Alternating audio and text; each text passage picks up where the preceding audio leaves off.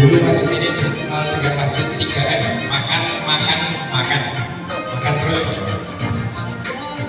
Sesekali kita ada spesial kami guling, anak muda, kita anak muda.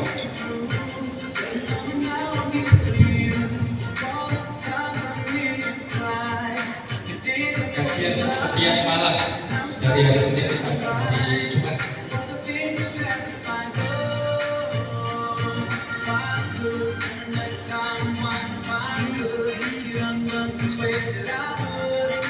Di setiap malam pagi ramai itu setiap malam. Tadi ini kajian PKM.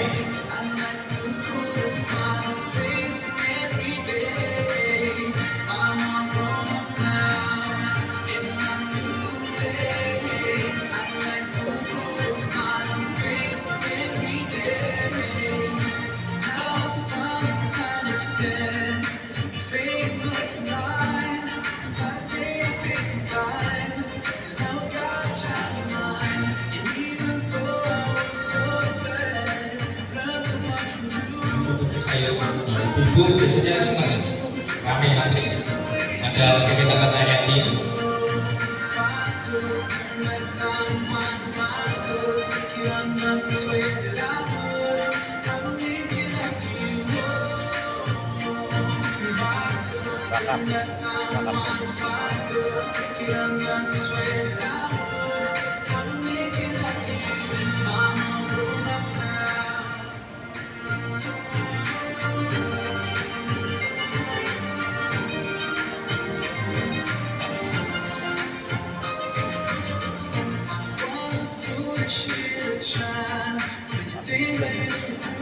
Ya, kurang lebih seperti itu kegiatan-kegiatan yang ada di Masjid Al-Falah.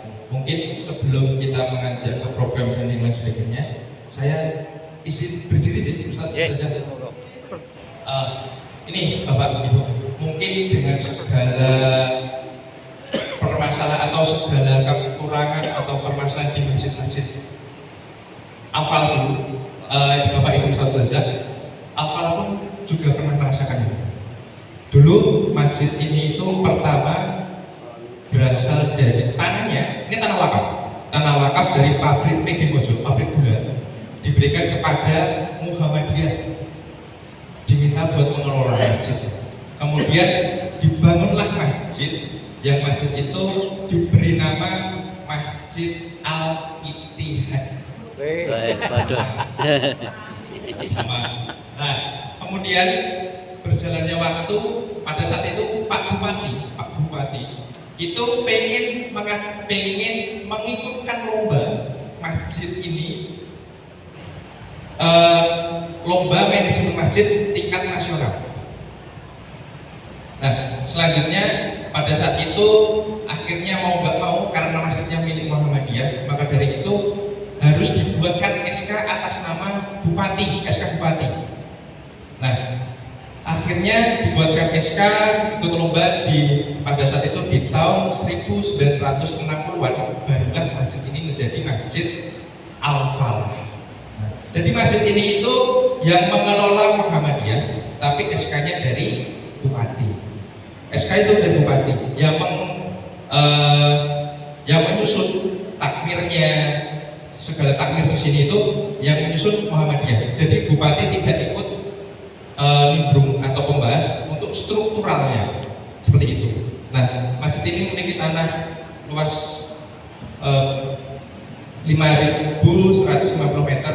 Daya tampungnya kalau untuk sholat saja itu 2.000 di ruangan ini, ruang utama sama ruangan itu ruangan apa itu serambi utama. Kalau lebih dari 2.000 biasanya nanti di luar.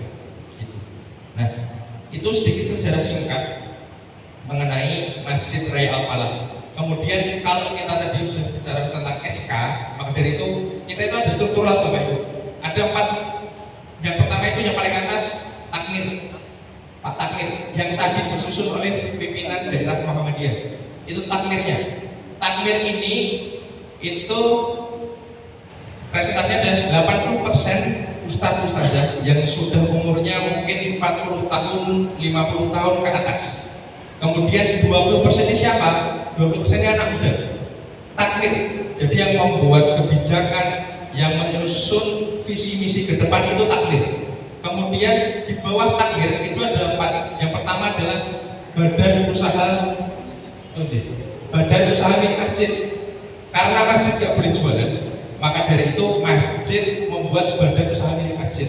Yang saat ini di sini ada 3. Sudah lihat belum? Alfamart, Hydromart. Alfamart itu menjual merchandise, baju koko, peci, terus kemudian makanan ringan dan sebagainya. Kemudian ada Hydromart. Hydromart kita kerjasama dengan BSI. Kemudian jual beli isi ulang galon. Selanjutnya yang ketiga terakhir kita ada usaha wifi. Jadi kita kan punya masjid binaan. Masjid binaan itu kita kasih wifi gratis. Kemudian ada juga user-user yang lain, kampung-kampung pribadi, nah itu baru bayar.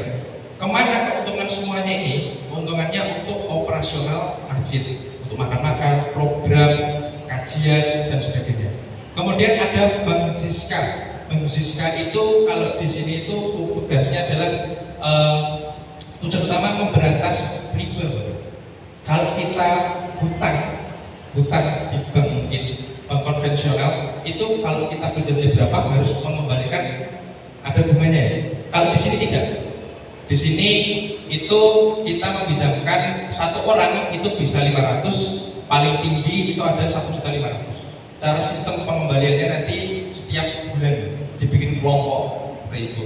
Kebanyakan nasabahnya adalah para UMKM yang ingin berdagang di sekitar sini dan di luar.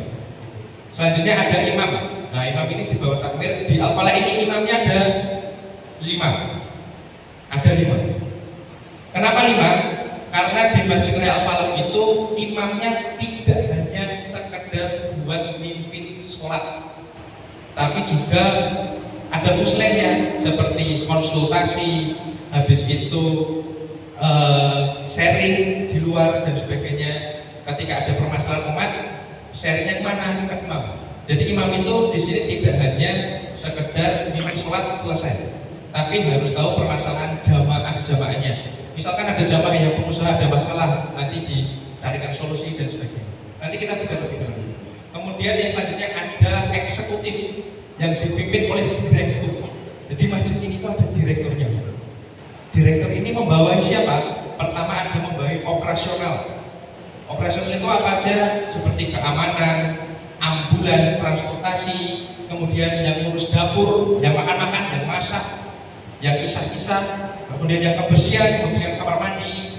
Terus selanjutnya ada general affair, bagian umum, yang bagian kalau lampu rusak, lampu mati, kipas mati, mic mati, karena kompleks sekali masjid ini luas, maka perlu adanya tim khusus. Selanjutnya ada yang bagian Baitul Quran, pendidikan, ada yang ngurus pendidikan. Yang ngurus jamaah sini tuh udah bisa baca Quran belum? Pedagang sekitar ini sudah bisa baca Quran belum? Udah pernah, maksudnya udah seberapa mengenal Islam? Itu kita perhatikan. Nah itu bagiannya Baitul Quran. Ada yang bagian Baitul Mal. Tugasnya apa? Bikin program. Masjid itu kalau tukang rumah makan jualannya apa? Bapak Ustaz. Rumah makan jualannya apa? Makanan. Kemudian potong rambut jualannya apa? Jasa cukur rambut. Kalau masjid kita bahasanya programnya jualannya apa? Program. Bikin program, bikin produk yang itu nanti akan dijual kepada siapa? Kepada jamaah, kepada umat, memberikan kemanfaatan. Terus kemudian ada yang bagian media. Zaman sekarang, nah terutama anak muda. Kalau kira-kira, oh ya, tadi kan ada yang tahu Masjid Al-Falah dari media sosial. Kalau kira-kira Masjid Al-Falah nggak ada media sosialnya, kira-kira Bapak ikut Al-Falah? Tidak bisa. Belum tentu gitu. Nah, kemudian ada pengiklanan, ada CS yang menghubungkan, yang telepon daftar pengen ikut sharing, nah itu yang ngurusin CS. Kemudian ada bagian HRD. HRD itu yang mengurusin people, orangnya. Ini kerja bener nggak sih? Ini bersih bener nggak sih? Ini misalkan masak enak nggak sih dan sebagainya. sebagainya benar nggak, setelah itu yang mesti gitu. Ini untuk struktural. Nah, setelah struktural kita membahas tentang ini program. Masjid ini itu kalau dulu bahasanya 3M itu, kalau dulu terkenalnya 3M apa? Makan, makan, makan. Karena memang dulu masjid ini viral pertama kali Ustaz itu karena sebelum makan-makan ada. Jadi pada waktu itu kita pun juga belajar. Kami pun juga belajar. Dulu kita belajar di Masjid Jogokarian bersama Kiai Jasir. Kita datang ke sana ataupun kita mendatangkan Kiai Jasir. Kita belajar. Kemudian apa yang kita lakukan? Ya, amati, ATM, amati, tiru, modifikasi. Nah, kita tiru. Yang pertama mungkin pertama kali yang bikin viral. Pertama adalah buka 24 jam di masjidnya Ustazah, Bapak Ibu, bukannya subuh jam. Buka udah dari malam udah buka. Tutup boleh? Ada tutupnya? Enggak ada. Enggak ada ya? Masya Allah, alhamdulillah. Karena dulu masjid ini itu bukanya kalau subuh 30 menit sebelum subuh baru dibuka. Baru dibuka. Nah, kira-kira misalkan nih kondisi masjid ini, kita itu kan nggak punya warga, Ustaz, nggak punya warga gitu. Sama. Selatan itu ada stasiun selatannya lagi ada pasar, setelah selatannya lagi ada pabrik, kampungnya masih jauh. Terus sisi timur ada ruko, rumah makan, jualan furnitur dan sebagainya. Utara ini ada bank, sekolahan, kantor pos.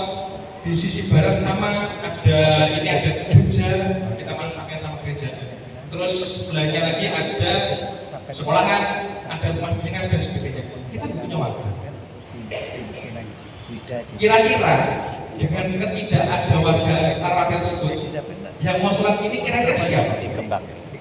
Siapa kira-kira? Musafir. Siapa? Musafir.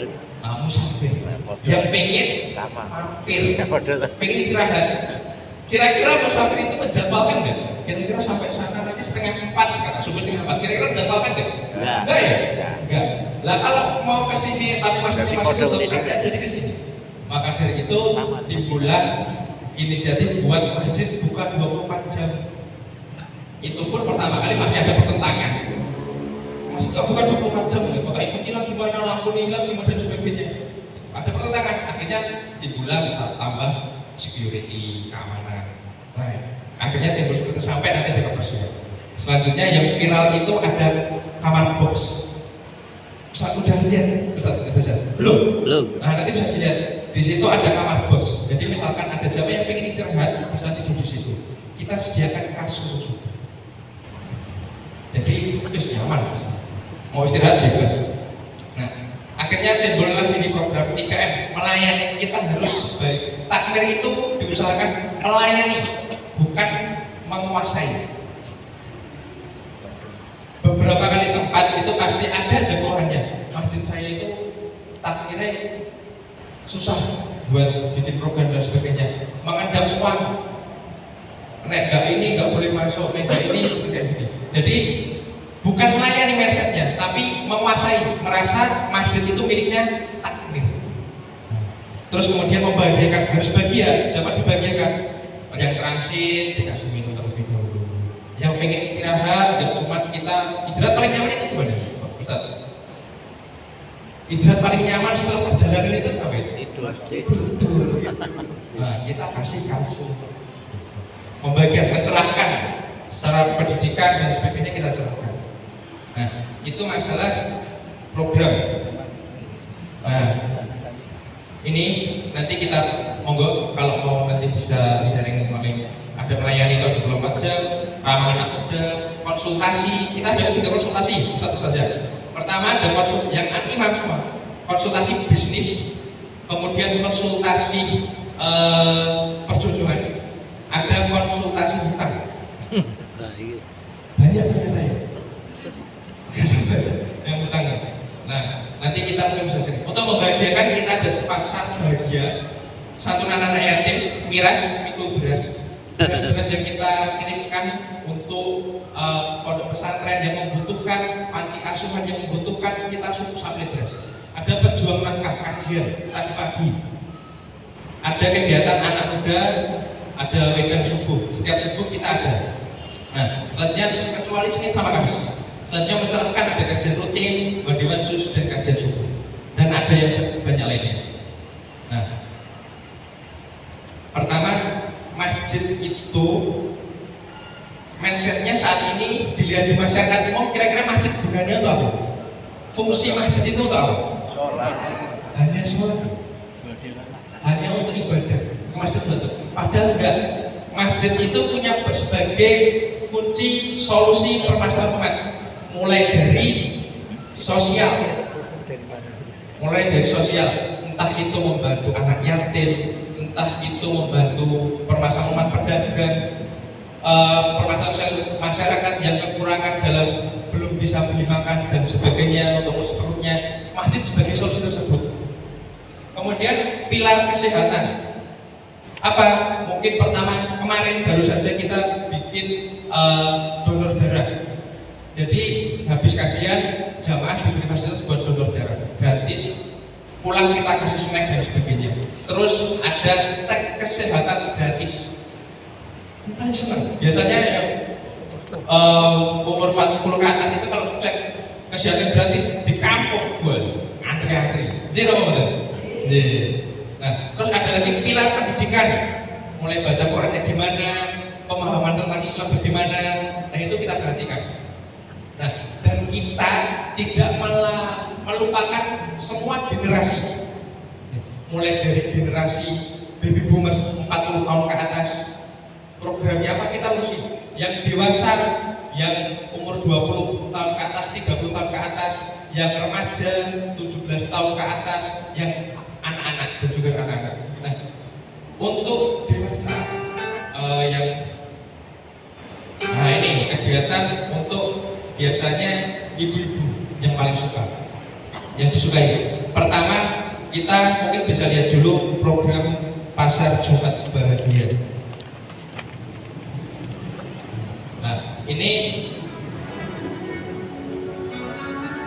di zaman sekarang, kira-kira kalau ngajak orang ke masjid, aja dua sholat, tertarik nggak? Kurang ya?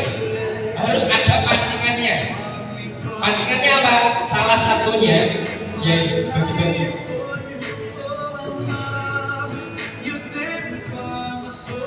Apa ini? Ini bagi-bagi sayur. Oh, sayur. Kita bagi-bagi sayur. Syaratnya apa pada saat itu? Syaratnya adalah sholat subuh di masjid. Kira-kira ada komunitas, ayo sholat subuh, top, berangkat loh. Kurang tertarik. Tapi kalau ayo sholat subuh, nanti selesai dikasih sarapan dan juga kasih sayurnya. Kira-kira lebih tertarik mana? Nah, kira-kira lebih tertarik mana? Ada iming-imingnya. Nah, tapi itu juga ada proses.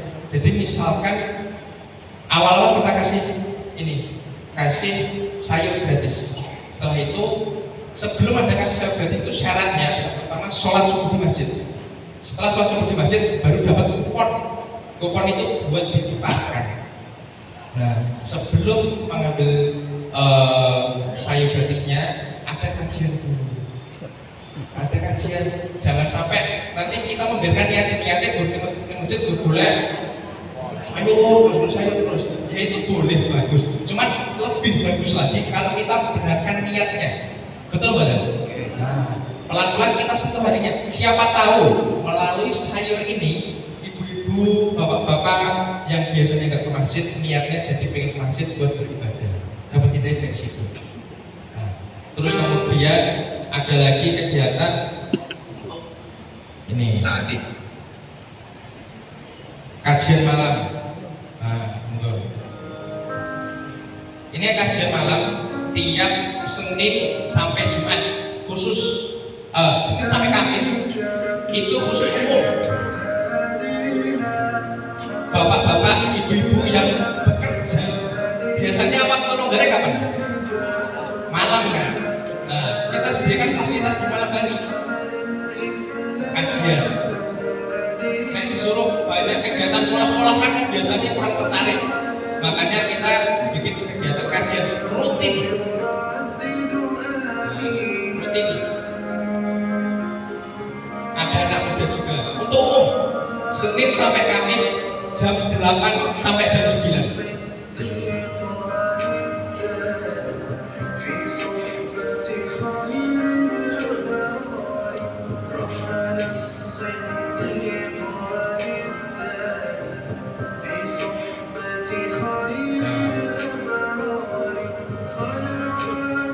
Jam 8 sampai jam 9 kira-kira pulangnya jamaah itu jam berapa kira-kira? Pulangnya jam berapa? Harusnya jam 9 ya, tapi kenyataannya pulangnya jam 10. Jam 10, setengah 10. Ngapain? Setelah mereka kajian dapat ilmu, kita sediakan snack di belakang. Nggak harus makan, nggak makan, tapi snack, kacang godong, snack kering. Fungsinya buat apa? Merekatkan jamaah. Jadi mereka datang nggak cuma dapat ilmu, selain itu proteinnya, tapi nambah saudara, silaturahim. Biasanya mereka di sini ambil teh, ambil snack, ngobrol. Biasanya sampai jam 10. Kadang-kadang itu kadang itu teman-teman bersihan itu kan shift malam itu dari jam 2 sampai jam 10 malam. Itu kok malam di zaman orang mulai kayak gitu karena saking nyamannya. Nah itu kita sebagai takmir itu harus melayani gitu. Gak apa-apa, yang penting kebersihan dijaga, itu yang dikorbankan. Nah setelah itu Ustazah, setelah orang tua kita juga ada kegiatan. Nah ini ada apa lagi? Besok setiap Ahad ada kegiatan namanya Ahad. Rame banget. Setiap Ahad itu kurang lebih ada sekitar 800-an, 800 sampai 1000 jamaah. Setiap Ahad dari jam 7 sampai jam 9.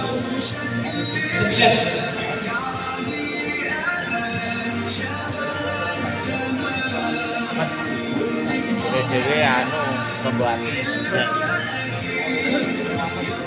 kayak ini milik kecil ya.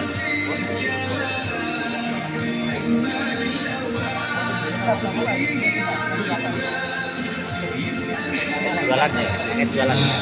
Kita cuma kasih tahu, tapi ada kegiatan UMKM-nya. Jadi di sini itu selain kita kajian, kita mix, kita campur biar tidak hanya iman saja yang didapatkan nambah imannya, tapi dari segi ekonomi juga kita berusaha buat meningkatkan. Begitu. Jadi itulah fungsi masjid. Masjid tidak hanya buat tempat ibadah.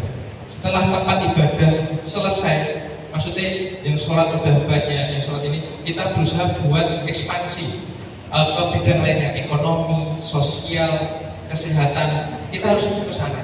Jangan sampai hanya sekedar ibadah toh. Tapi sebelum ke situ harus diselesaikan dulu ibadahnya, sistem ibadahnya. Kira-kira di masjidnya Bapak Ibu imamnya tetap atau imamnya ganti-ganti? Ganti-ganti. Dulu kita juga sama. Kalau dulu di sini tuh imamnya imam jorok. Jorok ya. Imam jorok. Imam jorok itu kalau nggak dijorok nih, biasanya yang dijorok itu siapa? Tua. Yang paling tua. Yang paling tua, betul. Yang paling tua. Akhirnya, lah ini dijorok-jorokan terus pada imam ye. Sedangkan yang membaca surat, membaca Al-Qur'annya itu terkadang ada yang belum pas. Maka dari itu kita berusaha sebaik mungkin buat merekrut imam, open recruitment imam. Kita open recruitment, ada kualifikasinya. Bacaannya harus merdu, tajwidnya harus betul, harus mau standby di Al-Falah. Ketika sholat mau dijadwalkan, seperti itu. dan menguasai beberapa ilmu. Karena tidak hanya sholat kok, karena imam di Masjidil Al-Falah itu dituntut bisa menyelesaikan permasalahan umat dan digaji. Gaji imam itu yang paling tinggi. Imam pertama karena beda-beda. Imam pertama itu 2 sampai 3 meter. Imam. Nah, itu kita kasihkan, kita gaji setiap bulan. Nah, nanti bulan imam di sini tuh ada 5 dan semuanya muda semuanya. Yang paling muda itu umurnya masih 20 tahun. 21 tahun. Itu masih muda. Nah, itu kenapa kok muda? Sebagai bentuk regenerasi. Jangan kok umurnya 30 ke atas semuanya. Kalau 30 ke atas semuanya, nanti tuannya umurnya nambahin bareng 40 semuanya, 50 semuanya. Nah, tapi ada yang lebih muda, regenerasi. Harus mau nggak mau harus diregenerasi. Gitu. Ikut ke sana kemari Ustadz Lutfi, ikut Pak Kusnadi sana sini. Itu nah itu buat belajar. Nah, itu kegiatan untuk orang tua. Nah, kemudian kegiatan untuk anak muda apa? Kalau saya tanya Bapak, Ibu, Mas, terutama Mas-masnya, kira-kira anak muda zaman sekarang itu melihat masjid itu melihatnya kayak apa? Khusus untuk orang-orang soleh kok, orang-orang yang mocornya kita sholat gak berkumpul dok. Jadi anak-anak muda yang jarang, mohon maaf, belum sholatnya belum tertib, kadang masih telat dan sebagainya, ada yang tidak sholat di masjid kuwi koyok guru sholat kok. Padahal kalau kata Pak Kusnadi memberikan pesan kepada kami, itu masjid itu bukan hanya untuk orang-orang sholat, tapi masjid itu tempat di mana yang kita sebagai pengurus masjid itu adalah orang-orang yang dosa, tapi Allah kasih kesempatan. Nah, itu makanya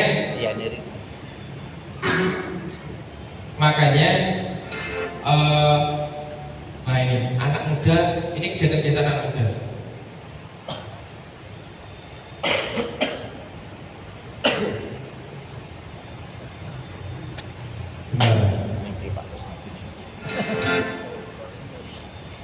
Nah, ini salah satu anak muda.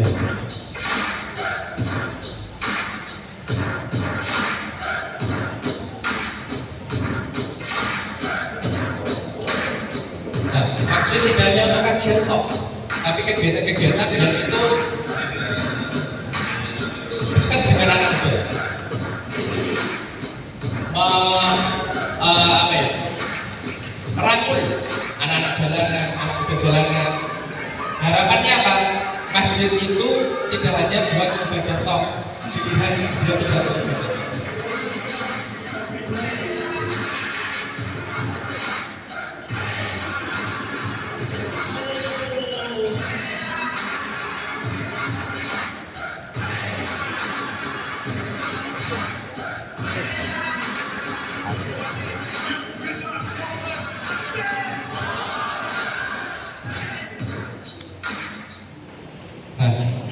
Kira-kira asing nggak kalau masjid kayak gini? Asing ya. Tapi kita berusaha sebaik mungkin buat agar anak-anak di luar sana melihat masjid itu hanya bukan untuk orang-orang soleh, tapi merangkul semuanya. Yang merasa penuh banyak dosa, yang merasa aku ngomong taat atau masjid itu piye kok di judgement. Sekarang kalau lihat orang kan nggak usah nakal, orang tatoan. Kira-kira orang tatoan kan masih kan malu biasanya. Nah, maka dari itu kita berusaha merangkul mereka. Nah, dicari dengan ide-ide kayak gini. Nah, kira-kira dengan kegiatan program kayak gini, banyak kayak gini, kira-kira yang mengerjakan generasi nomor muda, anak muda. Nah, maka dari itu eksekutif di bawah direktur tadi itu 80% anak-anak muda yang memikirkan program, yang memikirkan, yang geraknya cepat. Betul nggak Bapak? Nah, anak muda itu identik punya pikiran itu kan, wah sampai kemana-mana gitu, cepat, mikirnya cepat dan sebagainya. Tapi kelemahan anak muda itu apa? Emosi kok. Emosional. Nah, emosional, filternya sedikit, saringannya sedikit Bapak Ibu. Ini kegiatan bener murah tuh. Ini sesuai syariat enggak? Kira-kira ini panas nggak kalau kegiatannya kira-kira langsung seperti ini gitu? Kita panas nggak? Nah, itu perannya generasi di atas anak muda, ustaz-ustazah yang umur 40 ke atas, yang pengalamannya lebih. Mas, katanya kebablasan nih. Anak muda itu biasanya kayak gitu, mau gebu-gebu, kebablasan akhirnya perlunya yang sepuh-sepuh Bapak ini perlu mengingatkan kami sebagai anak muda itu perlu. Nah, fungsinya itu di situ, seimbang, jadi seimbang. Anak muda punya tenaga, punya gaya pikir yang kreatif, tapi sering kebablasan. Nah, itu perlunya yang lebih tua, kayak gitu, bapak-bapaknya. Nah, caranya dapat anak muda kira-kira udah tahu. Di masjid ini, di masjidnya Bapak Ibu, kira-kira anak mudanya banyak atau sedikit? Sedikit. Nah, tapi ada remaja masjidnya? Ada. Sudah ada nih? Belum? Atau nggak ada sama sekali? Sudah ada nih? Nah, pertama kita sebagai takmir, kita harus kalau di sini dulu itu harus ngalah. Pak Kos itu ngalah ke anak muda itu sering ngalah. Ngalahnya apa? Yang ngalah semua nih. Dakwah itu kalau kata Pak Kos itu zaman Rasulullah dulu aja, zaman Rasulullah. Kira-kira dakwah itu yang dikeluarkan apa Bapak Ibu? Pertama, jelas tenaga. Sebagai takmir harus rela tenaganya terkuras atau dikeluarkan untuk dakwah. Yang kedua apa? Biaya. Nah, makanya kalau Pak Kos itu nggak pelit karena udah diajak, dijawel, diajak makan bareng dan sebagainya. Nah, selain itu, setelah mereka ke masjid, kita rangkul. Rangkulnya anak muda itu sekarang sukanya apa Bapak Ibu? Nah, anak muda itu sekarang kira-kira sukanya apa? Nah, pertama bahan pokok anak muda itu, kebutuhan pokok pertama kalau dulu kan kebutuhan pokok cuma sandang, pangan, papan. Tapi sekarang tambah satu apa? Pulsa. Pakai internet, kuota. Nah, yang pertama kita penuhi kebutuhan tersebut. Kesini anak muda cuma internet, cuma main game tok. Kira-kira dimarahin nggak? Dimarahin. Kalau di sini buat anak sekolah sekitar sini, mampir ke sini cuma buat game tok, nggak apa-apa. Cuma buat game tok nggak apa-apa. Ngambil bekal air minum. Kita kan ada tes jahit tuh. Ya. Nah, kira-kira yang ngambil, kira-kira cuma kita kan bersedia gelas. Kira-kira yang ngambil air minum itu cuma segelas atau beberapa gelas atau gimana? Bawa botol. Botolnya 1,5 liter Pak. Datang ngambil minum, udah keluar. Kita marahin nggak? Enggak. Enggak apa-apa. Nah, nggak apa-apa kita kasih. Nah, harapannya nanti cuman kalau waktu nge-game, main HP, internetan, kalau waktu azan, keamanan biasanya mengingatkan, wes ayo sholat sih, kok nge-game online. Nah, itu betul dakwah. Nah, perlu anak muda. Kemudian yang terpenting dari anak muda itu apa? Diberi kesempatan. Pak, Bu, kenapa kok anak muda itu kesana kemari ke tempat lain kok betah? Karena mereka dapat sesuatu. Anak muda sekarang itu kasarnya kayak transaksional, harus ada sesuatu yang dia dapat. Nggak semua anak muda itu imannya kuat, Bapak. Nggak semua anak muda itu imannya kuat. Nggak semua anak muda ke masjid niatnya dapat tok. Aku udah pernah dengar hadis kalau nanti di akhirat yang lolos dari hisab salah satunya adalah anak muda yang hatinya terpaut dengan masjid. Kira-kira yang niatnya tulus seperti itu banyak apa? Enggak. Sedikit ya. Nah, maka dari itu kebanyakan mereka itu ada yang pengen ke masjid harus ada sesuatu juga. Contohnya kalau kita berdayakan dengan apa? Kita ajari dengan media salah satunya. Kita ajari cara berkomunikasi dengan baik seperti apa. Kita kasih wadah.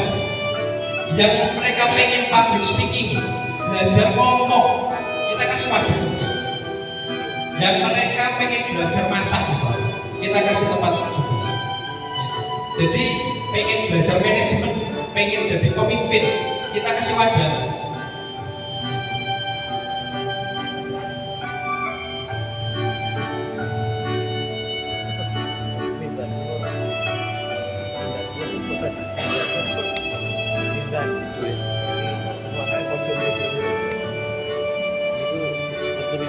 Kampus itu jaluk linga iki salah ya. Lagi untuk tenan kurang tuh. Gitu. Saya kira sang nganggo flash disk nganggo link. Mereka kasih kesempatan. Jangan hanya kita para takmir punya program. Kita ada program kajian ini. Terus anak muda terus diurus anak muda toh habis itu ditinggal dan sebagainya. Tapi biarkan mereka mengeluarkan idenya dan sebagainya. Nah itu yang mereka butuhin. Nah semuanya kita kasih panggung mereka, kita kasih mereka kesempatan buat berkembang. Nah dari semuanya yang mengisi, terus kemudian mereka yang pengen ngisi, pengen berbicara, kita latih. Kemudian Ustadz Lutfi itu imam ketiga. Dulu berawal dari apa kira-kira? Berawal dari relawan. Nyuci piring, nyuci mangkok. Karena sering kesini kita sekolahkan, akhirnya bisa hafid dalam kurun waktu setengah tahun kalau nggak salah. Hafid kita tarik lagi, kita jadikan imam di Al-Falah.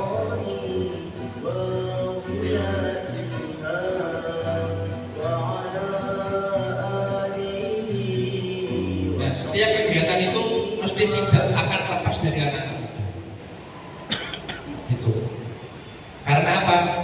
Ya dari semua kegiatan ini itu untuk apa ya? Semua kegiatan ini itu kalau nggak ada anak muda capek, daya pikirnya harus kritis dan sebagainya susah. Makanya perlunya anak-anak muda. Nah, nanti mungkin bisa lanjut sharing tanya jawab.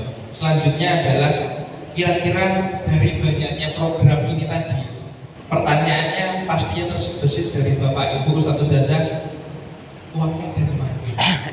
Betul nggak Mbak? Sumber dana ya. Sumber dana kita itu ada 3 Ustadz Ustazah. Yang pertama itu dari infak offline, kotak infak. Kita sebar kota infak kita kan besar tuh, yang kita sebar. Kemudian selain dari kota infak ada yang dari online, dari QRIS, transfer. Kan pengusaha-pengusaha yang dari jauh-jauh, misalkan pengen sedekah, pengen infak kan nggak mungkin harus di sini. Maka dari itu setiap ada program kita dokumentasikan. Buatkan video yang menarik, kita share di media sosial, terus kemudian bagi pengusaha, bagi mereka yang dari jauh pengen infak support program harus bisa lewat QRIS atau transfer. Nah itu. Selanjutnya yang ketiga dari mana? Yang ketiga dari badan usaha tadi, usahanya badan usaha masjid. Dari tadi ada Afal Market, Wifi, sama Hydroman. Itu 3 sumbernya itu. Tapi kok bisa banyak? Jadi yang kita ada program lagi namanya SPD, spesialis pembaca doa. Nah itu fungsinya apa? Imam juga. Jadi donatur besar, pengusaha-pengusaha yang punya rumah makan, yang punya toko barang elektronik, yang punya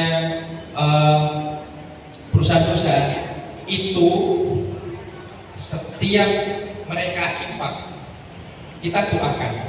Setelah itu tidak cuma itu aja, 1 bulan sekali atau 2 bulan sekali kita datangi. Yang datangin siapa? Imam-imam. Datang ngapain? Nah kita bisa lihat.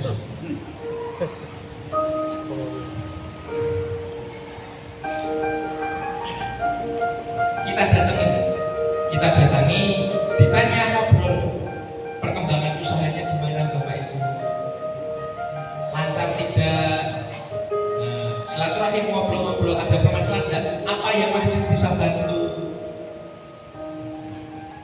Setelah itu kita doakan, didoakan.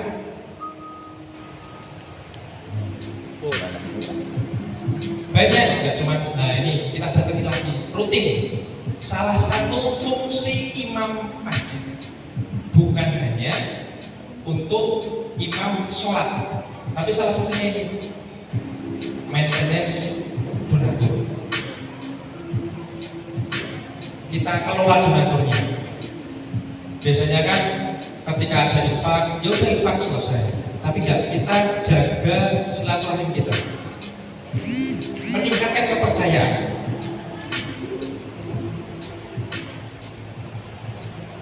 Orang infak itu kira-kira mau infak banyak, itu kira-kira mikir dulu nggak? Ya, Mikir ya? Salah satunya biar nggak mikir apa?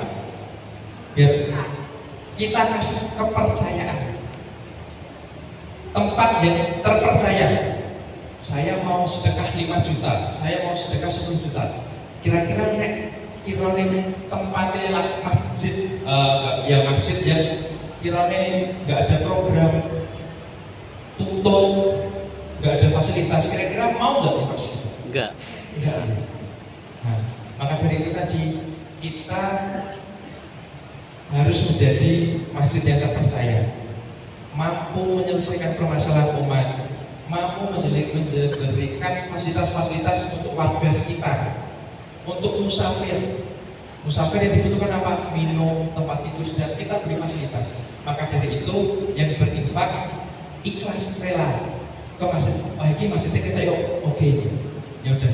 Karena biasanya mau nggak mau mereka perusahaan-perusahaan besar itu akan ada dana sosial, CSR. Nah, mereka itu biasanya memberikan nggak asal memberi, tapi kepada tempat-tempat yang kiranya mendukung juga buat diberi. Salah satu tugasnya siapa tadi? Tugasnya SPD, spesialis membaca doa. Jadi tidak hanya kosong. Gitu. Itu dari tadi kita sudah membahas banyak hal, mulai dari program-programnya, anak muda, untuk orang tua, itu kita sudah bahas semua. Ini video sedikit terakhir sebelum tanya jawab.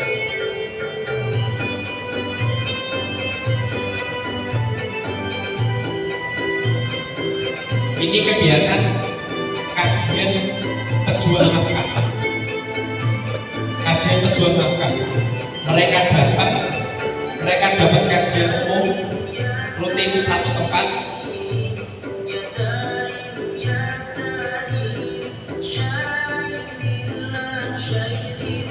Pulang kita kasih oleh-oleh. Setiap hari Sabtu. Hari ini tadi sebelum Ustaz yang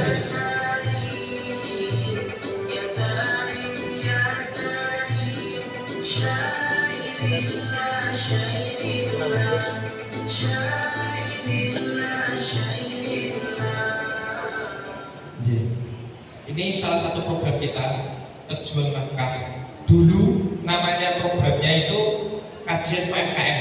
Pesertanya siapa? Pesertanya pedagang-pedagang dari sekitar. Nah, akhirnya menambah. Saat ini di angka 216-an sekian pesertanya. Itu nggak cuma pedagang, akhirnya ya tukang becak dan sebagainya. Gitu. Ngapain mereka belajar kajian umum? Setelah itu mereka masuk ke dalam, mereka belajar ini aku sudah memberi simbolis. Al-Quran. Kemudian pulang-pulang mereka kita kasih sembako. Kadang sembako, kadang deterjen, alat-alat.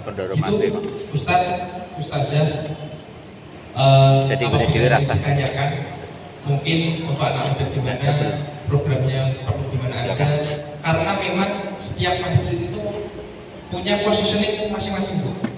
Ustazah, ada yang masjid perumahan, programnya pasti beda.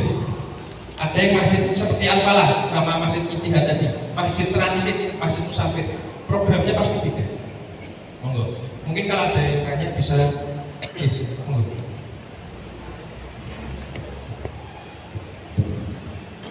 Bismillahirrahmanirrahim.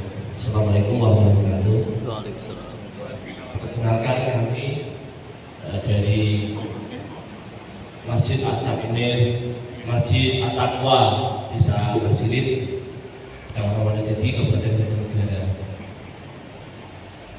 Ya, sebelumnya ya memang dari beberapa masjid yang kami kunjungi, semuanya sih mempunyai program atau pancingan atau stimulasi berupa bentuk makanan ataupun berbagai hadiah dan lainnya.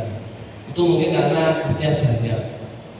Nah, pertanyaannya dari kami, bagaimana kami memulai masjid yang ada di desa 1 RW hanya ada 5 RT. Kas kami hanya sedikit, hanya kurang lebih di bawah 50. Income kami tiap pekan Jumat tidak lebih dari 500, rata-rata 200 per bulan. Dan qadarullah masjid kami pun ramainya tidak di dalam sholat maktubah, tapi hanya di sholat sunnah seperti hari riaya, seperti dari bulan Ramadan, sholat sunnah Ramadan itu ramai pasti penuh. Tapi saat itu tidak ada, hanya 5 atau 1 baris, kalau ramai 2 baris, maksimal 3 baris. Dan untuk kajiannya pun sama, ramainya hanya pas momen Ramadan. Setelah itu hilang entah kemana.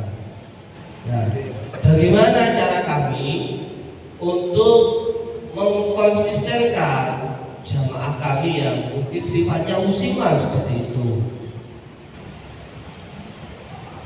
Berikutnya, karena kas kami sedikit, tidak lebih dari 50 JT, kami kadang sudah memulai untuk menambah beberapa fasilitas, tetapi ada beberapa anggota dari takmir atau dari warga yang kurang setuju. Nah, jangan mas, nanti uangnya hilang, itu tidak penting, itu belum urgent dan sebagainya. Lalu kami mulai dari mana? Seperti itu. Lalu pertanyaan berikutnya terkait pendidikan anak. Tadi sudah banyak singgung tentang mungkin anak-anak yang di bawah SMP, anak SD atau anak TK, tentang TPG. TPG itu ya sebaiknya itu dibuat shift sore atau malam, lalu ustazanya atau ustaznya berapa dibedakan antara laki-laki atau perempuan untuk memancing mereka mau datang ke masjid seperti apa. Karena di tempat kami juga masih banyak problem, banyak mungkin orang-orang tua yang pahamnya masih masjid hanya untuk sholat khusyuk. Anak rame dimarahi, dibentak, kapok, trauma, gak mau kembali. Sampai sekarang itu Pak, seperti itu. Nah, kami mau menyadarkan orang-orang tua yang seperti itu mau seperti apa? Mau face to face, ketemu, nanti takutnya menggurui, dijelaskan di saat pengajian di sini enggak paham. Itu orang seperti itu susah di situ. Ya sudah, terima kasih.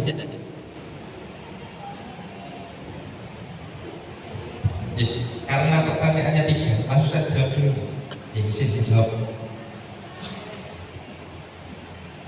Dari sekian banyak kita share masjid, memang kebanyakan itu yang menghambat, bukan menghambat, kasarnya seperti itu, yang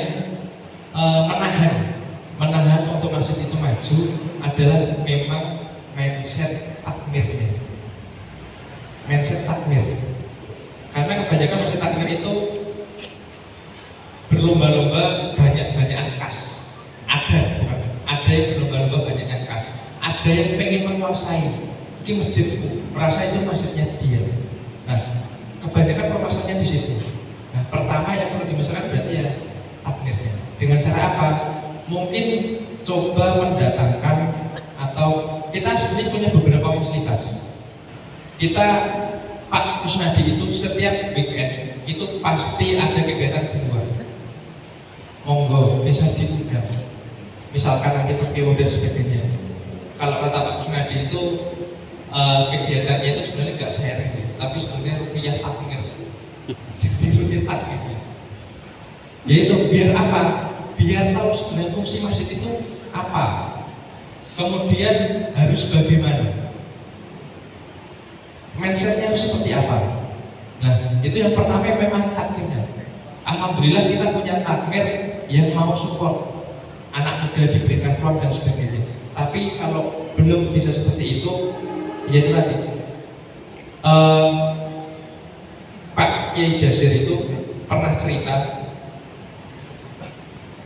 Masjid Jogokarian itu sebenarnya buka juga tidak 24 jam. Mau buka 24 jam pun juga dimarahi oleh ketua takkan yang sepuh. Tapi ditekan tetap dibuka. Jadi setelah isya atau sholat asar sore itu ditutup, Pak Kiai Jasir dibuka sendiri, dijaga sendiri. Nah, nanti buktikan. Misalkan kita belum bisa menghadirkan tadi ya contoh menghadirkan buat menyadarkan, dibuktikan bahwa ya tadi misalkan nggak boleh apa, nggak boleh contohnya apa? Misalkan contoh mungkin tempat kami pernah kehilangan alat pengeras suara sound system. Nah, kami mau memasang CCTV paling ya paling kita 6 juta. Ada ketua kami setuju, tapi anggota yang tidak senior nggak setuju, akhirnya tidak jadi. Nah, Ini itu keamanan Pak. kita dulu pernah Ustaz Pak Kusnadi itu terkadang sharing awal-awal dulu mengelola masjid ini dari 1960 masjid ini, 1953 masjid ini berdiri. Kita mulai berkembang seperti ini itu mulai 2016. Dulu juga tidak banyak takmir yang setuju dengan program-program masjid buka 24 jam, boleh tidur di masjid, itu nggak banyak, sedikit. Tapi Pak Kusnadi pada saat itu curhat ke yang namanya Pak Dodo, partner. Ini gimana kok nggak boleh gini, ini sama kita yang lainnya. Pak Dodo bilang ke Pak Kusnadi, wis toh, bahasa Indonesia, kamu itu ketua takmirnya, jalankan aja. Selama masih ada beberapa, nggak dominasi, beberapa yang setuju, jalankan aja. Nanti kita buktikan bahwa dengan adanya hal tersebut, program tersebut, masih bisa maju. Seperti itu. Dulu kita seperti itu. Terus bagaimana memulai agar satu desa itu mulai agar konsisten? Pertama ya, itu tadi berikan program. Mungkin minum gratis. Buka ya enggak? Ya misalkan belum bisa 24 jam, jangan terlalu sering ditutup. Siang misalkan ada orang pengen mampir sholat, silakan boleh, jangan ditutup. Mungkin dimulai dari situ. Biar mengubah mindset masjid itu tidak hanya sholat aja. Nah, ada serangan contoh sound mungkin dikasih rangkaian bisa sound system, CCTV pun juga sama. Gitu. Misalkan belum ada, kalau CCTV kan berarti harus ada keamanannya. Nah, mungkin yang barang-barang rawan hilang itu dikasih box. Kalau belum bisa, gitu. Nah, berikan fasilitas tempat karpetnya, gitu. Dibikin nyaman. Imamnya, gitu. Imam selesai sholat jangan langsung pulang. Bisa-bisa mungkin tetap diam di tempat, memperhatikan jamaahnya, yang belum hadir siapa, yang tidak hadir siapa. Misalkan ada jamaah yang kiranya dia perlu diajak ngobrol. Fungsi imamnya diperbaiki, diajak ngobrol, Pak ada permasalahan apa, gitu apa. Sering-sering diskusi dan melibatkan anak-anak muda. Nah, harus itu tadi. Nah, rekrutmen Bapak, dicoba open rekrutmen. Ustadz Zulfan itu kan juga bukan orang sini.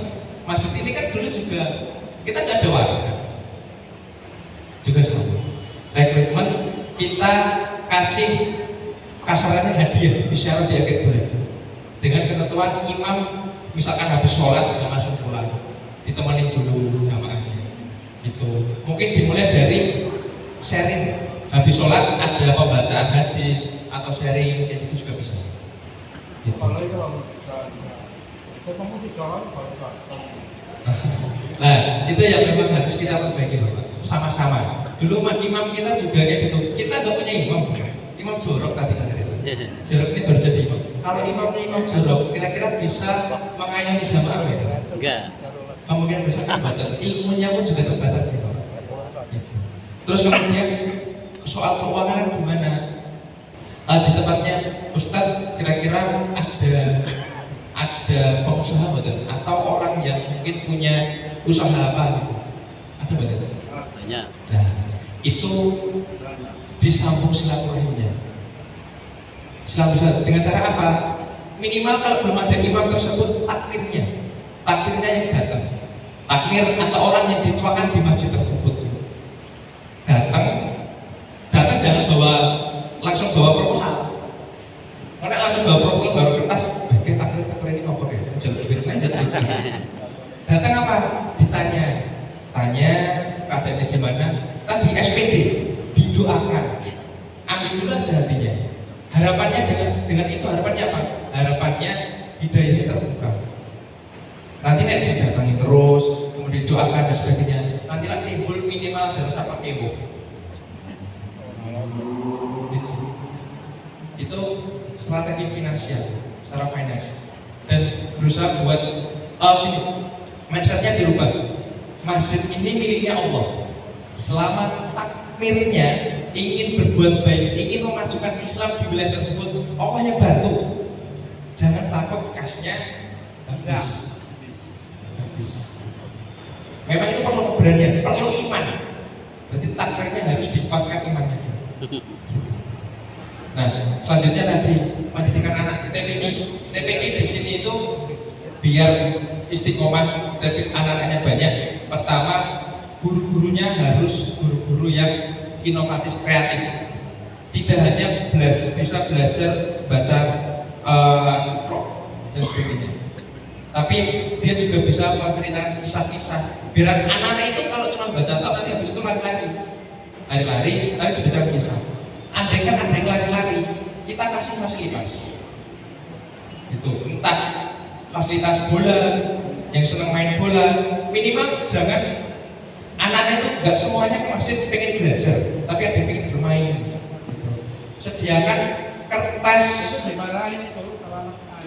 Nah, jangan dimarahin. Nanti kalau dimarahin nggak mau ke masjid, jangan nerusin kita sekarang. Gitu. Kasih fasilitas yang misalkan kalau kami bingung ngapain, print fotokopi gambar nanti dikasih tempat buat mewarnai. Kalau kita seperti itu, setelah pulang mereka dapat semen. Kalau di sini dapat semen.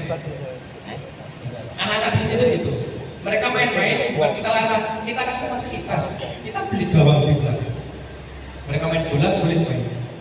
Pulang sekolah akhirnya mereka kemana? Mereka pulang sekolah di sini. Sore sebelum ngaji, itu sebelum ngaji, sebelum asar datang main bola dulu, nanti ngaji. Pulang-pulang mereka dapat jajanan, nggak mahal, 500-an, 1000-an. Mereka dapat. Nah, nggak cuma itu, anak-anak yang ketika ada kajian, ketika ada apa, ketika orang tua mau bawa anak-anaknya kan nggak mungkin mendengarkan kajiannya. Tapi mereka biasanya main, kita perbolehkan, kita kasih jajanan juga. Gitu. Anaknya biar betah. Kasihan kalau orang tuanya pengen ngajak anaknya ke masjid, tapi yang masjidnya itu support. Anak-anaknya nggak betah. Nah ini aku pengen ngajak anaknya ke masjid, tapi maksudnya anak-anakku di sini gitu.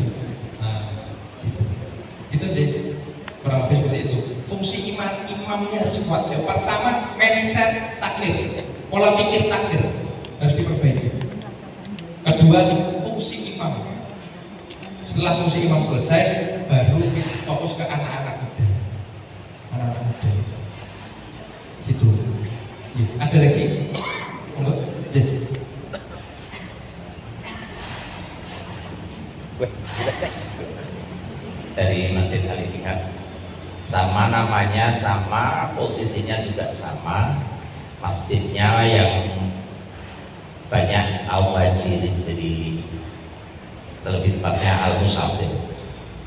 Saya bertanya dari segi manajemen. Untuk manajemen adalah kata kunci yang paling utama saya di mana-mana. Belum diungkap bagaimana sinkronisasi. Jadi dari berbagai orang yang jauh tempatnya bisa sinkron itu, cara merekrutnya kita. Pertanyaan pertama. Pertanyaan kedua, rekrutmen anak muda untuk bisa seperti masnya ini kan masih muda ini ya. Kalau ini kan saya senang melihat masih muda tampil, biasanya kan dia apa dia udah kurang tua. Nah ini cara nyarinya gimana? Masih bisa dioperkan mungkin?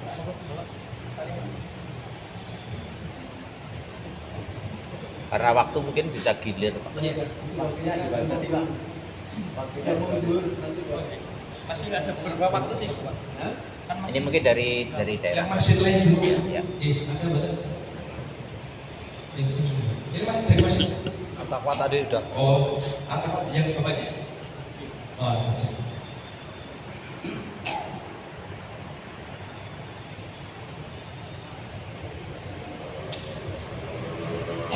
langsung saja yang perlu saya tanyakan terkait dengan pembuatan program. Tadi apakah sama antara takbir sama imam itu apakah sama? Yang pertama, perannya apakah? Apakah takbir sama imam itu sama? Kemudian bagaimana untuk menyatukan program? Apakah di Al-Falah ini misalkan 1 tahun ini ada satu perencanaan program yang berlaku dalam 1 tahun? Kemudian bagaimana evaluasinya? Apakah evaluasi mingguan atau bulanan sehingga perencanaan program itu bisa berjalan atau belum berjalan? Karena tadi saya dengarkan bahwa untuk memajukan masjid itu pertama adalah kita jual program. Ini yang terpenting. Jadi kita harapkan dari Mas Robo nanti bisa menjelaskan bagaimana perencanaannya, membuat perencanaannya, kemudian apakah ada semacam rapat kerja tahunan, kemudian evaluasinya bagaimana. Terima kasih.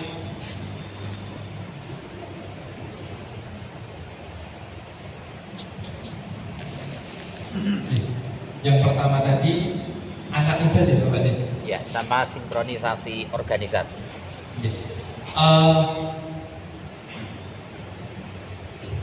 Dulu kita memang awal-awal memang tidak ada muda. Contoh keamanan. Keamanan itu kita nyari, dicari atau cari dari jamaah. Misalkan yang dia bisa jadi keamanan kita tawari dan kita gaji. Mulai anak muda itu ya pendekatan, mulai dari anak muda datang atau cari anak muda lokal. Anak muda lokal itu maksudnya remaja masjidnya. Remaja masjid dicari, barulah direkrut. Mas, misal mau nggak jadi ngurusin kebersihan, mau nggak ngurusin dapur, nanti ada hadiah. Awal-awal seperti itu. Jadi ini aja yang kenal, yang bisa dipercaya, jamaah tetap itu diajak. Nanti ada hadiah. Nah, ketika sudah bisa di posisi settle dalam artian keuangannya sudah bagus, kemudian membutuhkan yang lebih kompeten, kita open recruitment. Open recruitment dibuka staf media, dibuka staf kebersihan. Syaratnya ini Kita buka. Dan nanti dengan benefit keuntungan ini, gaji pokok, makan siang dan sebagainya, seperti itu. Nah, kalau saya sendiri, saya dari perkaderan bawah. Saya dulu SMA aktif di sini, kuliah nggak aktif, setelah kuliah aktif lagi, akhirnya ditarik lewat perkaderan. Jadi lewat perkaderan itu dipupuk dari muda, seperti Ustadz Lutfi, Imam kelas 3 kita. Itu dari Ustadz Lutfi relawan, kemudian kita sekolahkan. Oh ini potensi ini, anak muda ini potensi. Kita sekolahkan, setelah sekolah berhasil sukses, kita tarik ke masjid, kita jadikan imam. Seperti itu, untuk anak muda. Gitu. itu yang sinkron ya. Artinya kan biasanya struktur itu ada tapi Iya. nggak berfungsi, ini cuma status saja gitu. Oh iya, ini tadi sih sama pertanyaannya dari Sukarjo tadi gitu. Peran takmir itu di sini perannya adalah sebagai pertama pembuat kebijakan utama, bukan program tapi kebijakan utama. Selanjutnya yang mengevaluasi, mengawasi kinerja dari eksekutif direktur tadi, direktur Badan Usaha Universitas itu yang mengevaluasi. Jadi untuk program dan lain-lain itu tidak ikut campur. Semua yang ngurusin adalah dari direktur bawah yang ngurusin itu. Kemudian evaluasinya gimana? Kita evaluasi tiap pekan, setiap hari Kamis. Dari sekian banyak tadi bagian, kita manajer-manajernya aja. Takmir inti ketemu dengan manajer, direktur, manajer operasional, manajer dakwah dan lain-lain itu kumpul di hari Kamis sore. Kita evaluasi pekanan yang telah dilakukan apa, yang akan dilakukan apa, perbaikannya apa. Seperti itu. Setiap pekan. Jadi memang rutin. Makanya udah lihat, oh ini kurangnya apa, oh perlunya apa, itu dari situ. Dan terbuka semuanya. Begitu Bapak, evaluasi setiap pekan sekali. Gitu. Nah, tugasnya eksekutif. Eksekutif tadi ada tim program sendiri yang menyusun. Yang menyusun waktu apa ya tadi? Kita ada rapat bulanan. Bulan ini mau bikin program tambahan apa? Kan udah ada program rutin. Setiap tahun itu ada program rutin. Nah, ada program tambahan apa? Perlu nggak ditambah program? Ada perlu fasilitas baru apa lagi? Misalkan contoh, oh ini masjidnya udah mulai sumuk misalkan, perlu ada pengadaan AC dan sebagainya. Nah itu setiap awal bulan. Tapi tidak memungkiri ada program-program yang ini fleksibel, artinya ini mendadak itu juga ada. Besok misalkan ada hari apa itu mendadak gitu. Kita evaluasi seperti itu, evaluasi pembuatan program